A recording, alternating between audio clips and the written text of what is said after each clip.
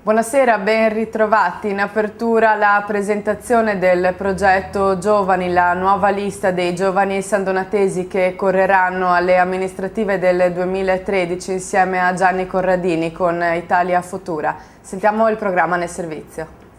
I giovani sandonatesi hanno presentato un nuovo movimento nel pomeriggio di sabato 15 dicembre all'Auditorium Da Vinci.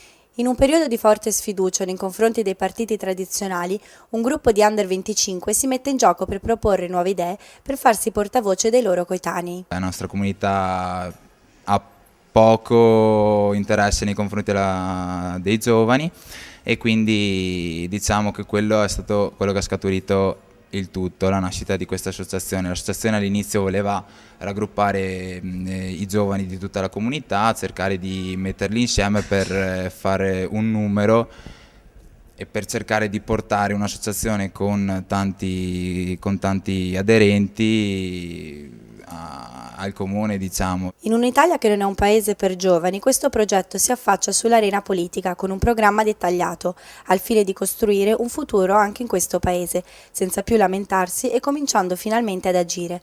Le nostre ideologie è una partecipazione collettiva, non siamo un gruppo di persone con passati, magari in partiti sia da una parte che dall'altra, che lavora insieme, perché secondo noi i problemi della comunità possono essere risolti insieme. Secondo noi anche la politica dovrà funzionare così, dobbiamo lasciar perdere tutto, dobbiamo lavorare insieme e cercare insomma di risolverci i problemi per quanto possibile. Nella comunità possiamo farlo. L'avvenimento è stato colto con clamore, come ha testimoniato l'ampia partecipazione.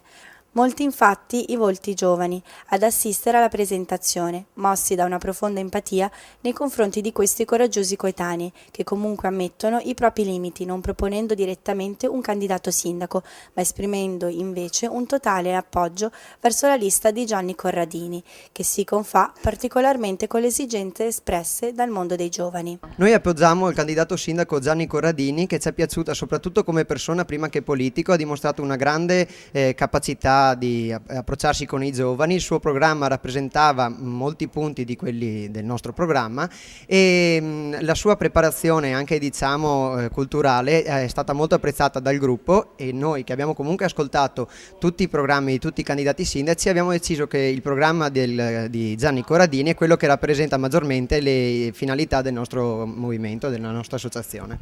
Questo progetto rappresenta dunque un nuovo aspetto della realtà civile sandonatese e vuole essere un esempio per tutti coloro che mancano di fiducia nella politica convenzionale e sperano di scorgere nelle prossime elezioni il profilo di un'Italia più giovane.